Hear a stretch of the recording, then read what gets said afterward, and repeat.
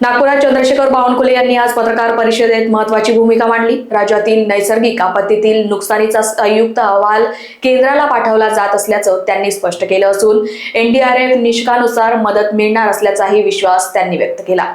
राज्य निवडणूक आयोगाच्या कार्यपद्धतीवरही त्यांनी प्रश्नचिन्ह उपस्थित करत निवडणुका पुढे ढकलणे चुकीचं असल्याचं सांगितलं। स्थानिक निवडणुकींचा राज्यातील महायुतीवर कोणताही परिणाम होणार नसल्याचेही ते म्हणाले। तोयता IAS अधिकाऱ्याबद्दल कठोर चौकशी होणार असल्याचं त्यांनी नमूद केलं। केंद्राच्या पथकाने संपूर्ण नुकसान भरपाईची पाहणी केली।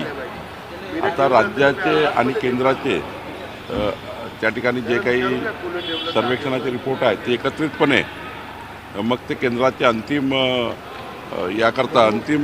केंद्राला जी मदत करायची आहे याकरता जातात आणि मला वाटतं मग आपलं केंद्र सरकार त्याला मदत देतं। केंद्राचं पथक आत्ताच या ठिकाणी होऊन गेलेलं आहे महाराष्ट्रामध्ये। किती मागणी होणार आहे, काही मदत वगैरे आपण जेवढं काही नुकसान झालं ते सारीच मागणी करतो केंद्राला आणि केंद्र मग त्याला जे काही त्यांचा शेअर आहे NDRFच्या नॉर्मप्रमाणे ते त्या ठिकाणी राज्याला देतात आणि मला वाटतं महाराष्ट्रालाही चांगल्या पद्धतीने केंद्राकडनं मदत मिळणार आहे। निवडणूक आयोगाची काही बनवाबनवी नाही आहे। आम्ही पहिल्यापासून राज्य निवडणूक आयोगाला जे काही त्या ठिकाणी हे सुरू आहे निवडणुका रद्द करणं, निवडणुका पुढे ढकलणं याकरता आमचा रोजचाच त्या ठिकाणी संवाद आहे आणि आम्ही त्या ठिकाणी आयोगाला 4 पत्रही पाठवले आहे की असं या नियमात हे करता येणार नाही, निवडणुका पुढे ढकलू नका, निवडणुका पुढे ढकलू नका।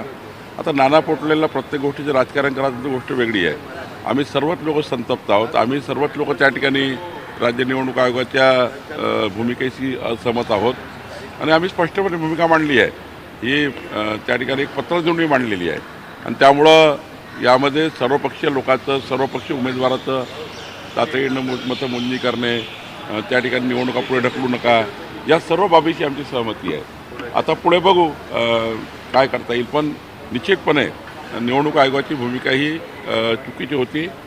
त्यांनी निवडणुका पुढे ढकलल्या नव्हत्या पाहिजे, त्या ढकलल्या आहे। सरकार पाठवते प्रस्ताव, तो त्यानंतर केंद्रीय पथक येतं आणि ते अंतिम करतं। शेवटी लोकसभेच्या उत्तरामध्ये हे चालू असतं की अंतिम मदत जी असतं त्याचा जो काही फायनल गोषवारा असतो तो गोषवारा प्रॉपर त्या ठिकाणी गेला म्हणजे प्रॉपर ठिकाणी अजून दोघांचे राज्य सरकार केंद्र सरकारचा अजून जो ताळमेळ आहे तो ताळमेळ बसवून त्या ठिकाणी अंतिम मदतीला गेला नसेल किंवा अंतिम करायला गेला नसेल।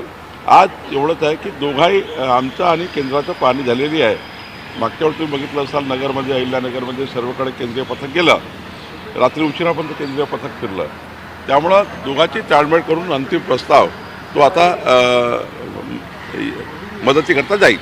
Bureau report, Lokvahini media, Nagpur.